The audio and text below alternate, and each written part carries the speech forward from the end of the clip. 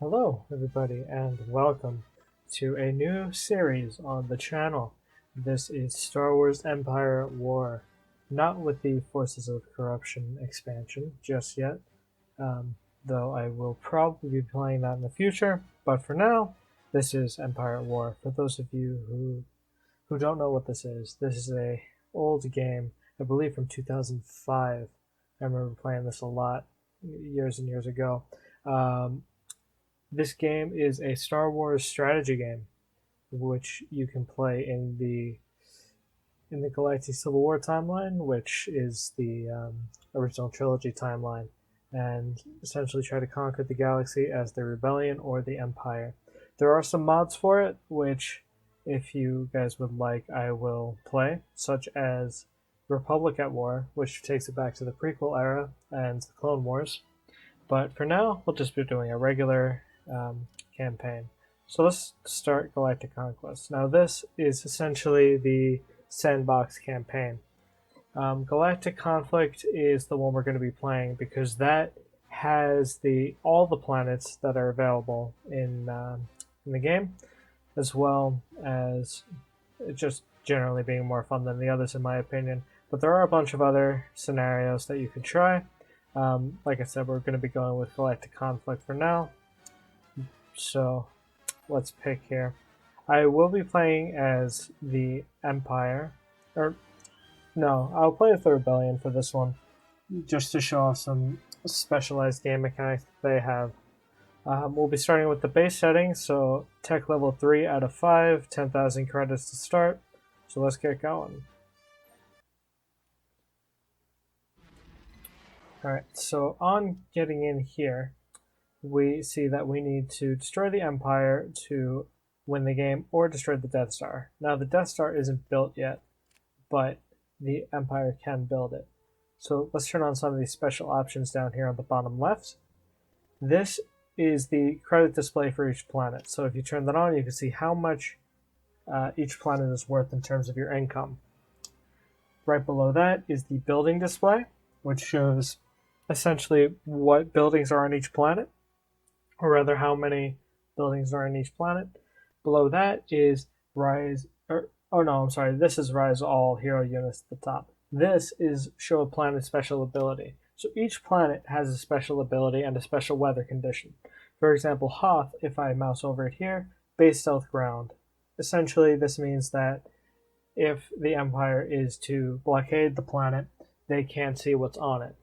And Bespin has higher than average credit production, so it's worth more in terms of credits. And that kind of thing goes for every planet in the game. Now, that's all in terms of these options down here. If I click on Hoth, for example, and I zoom in, I'll tell a little bit about what this is.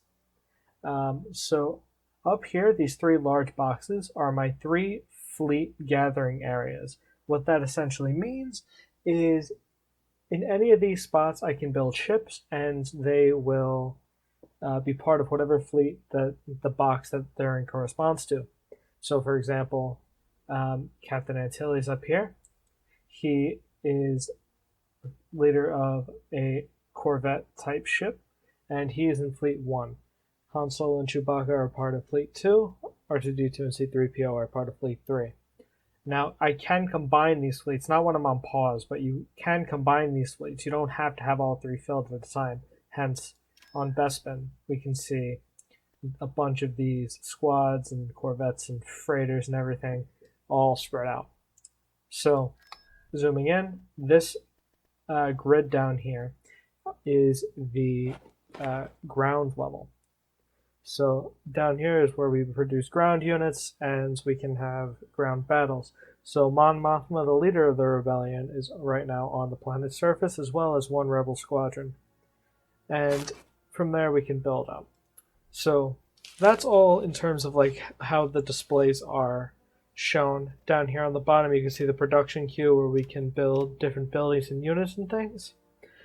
And that's pretty much it for now. I'll go into more detailed stuff as we need to. So for now, let's just get a sense for our surroundings. So we're playing as the Rebellion, and we are in a bit of a predicament. So the Empire is much more centralized. They have the center of the galaxy. Meanwhile, we are still powerful, but we have kind of like a ring around the galaxy at the moment. So what we're going to do first, I think, is I'm going to build up a space fleet, or rather just a fleet over Hoth at the moment, as well as building some ground production buildings here. And looking at Naboo here, I believe I'm going to split the fleet in two, and then I'm going to move it over to Bespin, which is going to be the assembly area. Now, there is a few special things that units can do. So this sprint icon next to Han Solo and Chewbacca and R2-D2 means that they are stealth fleets. So I can sneak them into, for example, Eriadu here. Even though they have a fleet, if it's just people with the sprint logo, they won't be detected if they're in orbit with enemy fleets.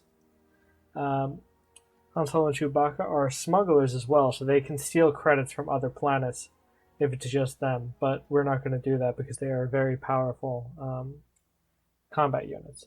Now R2-D2 and C-3PO, they can be used as combat units or scouts, but they can steal technology from the Empire to give to us. That's how the Rebellion researches technology.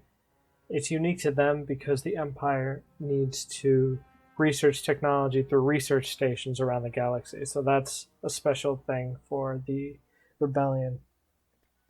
So, I know that was a long intro, I'm sorry about that, but now you should have a better idea of how this stuff works.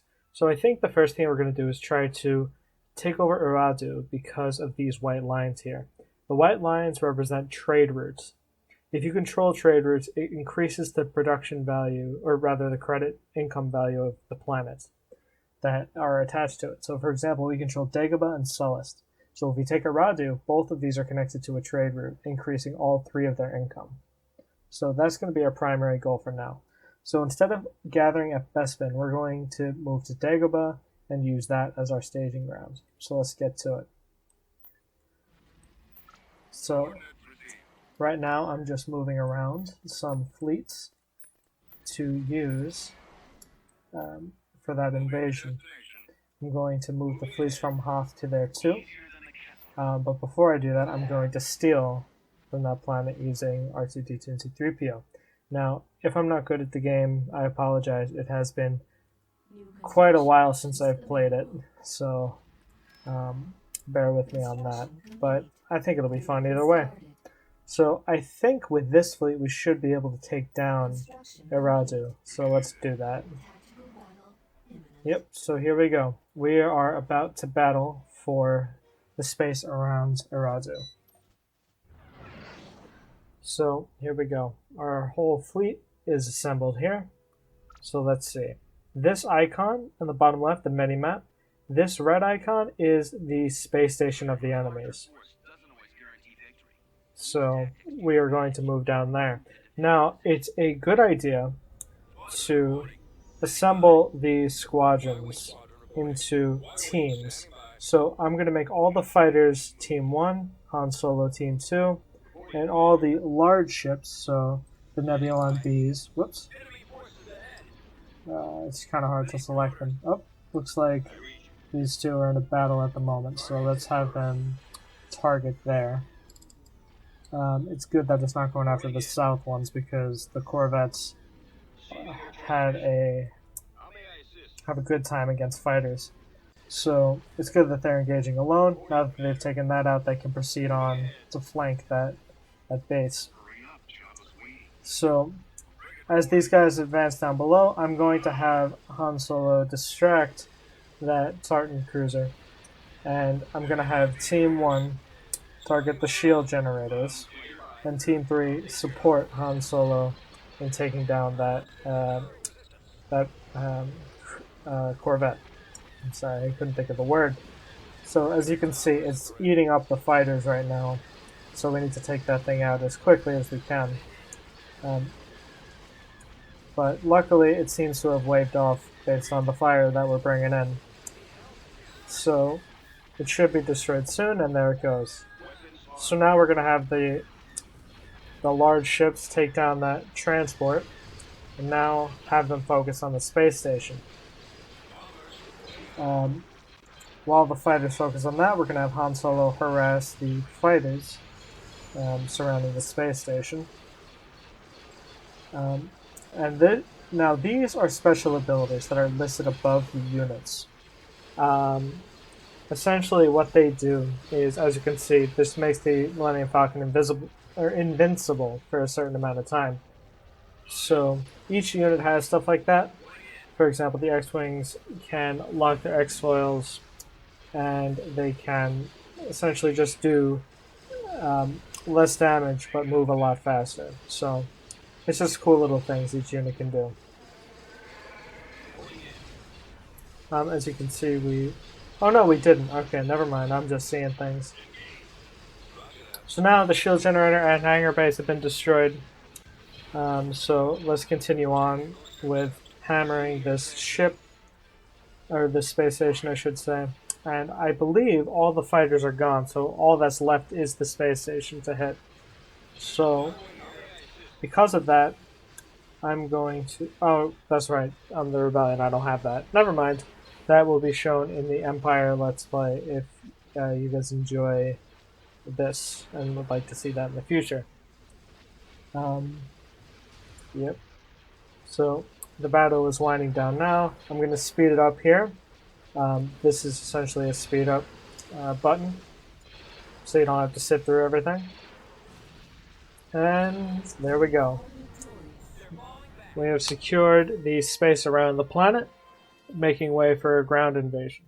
Now, there's a different way we could have done the ground invasion, and that is by using what's called a raid fleet, but I don't really want to do that at the moment. That's more for like sabotaging larger space stations. So for now, let's gather up a big ground force and get ready for a traditional invasion. So certain units can be used on both the ground and space. So anything that's surrounded with this blue box within the fleet can be used on both the ground and in space. Everything that's not, cannot. So I'm going to move this guy onto the ground surface to begin the invasion. And I think I might have to cut the invasion into half, or not half, a little bit apart too. So here, let's move these guys up a little bit, just to have them get like a little bit of a beachhead in front. As we deploy more units to the ground surface, we're going to deploy some tanks at the back. Since these have repulsors on the bottom of them, they can glide across this lake and hit them from behind. So we're going to have these guys move up into this bunker here, and Han Solo and Chewbacca are going to lead the assault from the front. So I'm going to move them up there too. So let's move them all up, and we will divide them into teams of 3. So this is going to be Team 1. These are the anti-vehicle infantry. They will be moving up with Team 2, which is the just main attack team. And Team 3 are going to be these tanks, the rear assault team. I am going to pause it here just so that way I can split it into 2 parts. So tune in to part 2 if you would like to see the continued gameplay of this.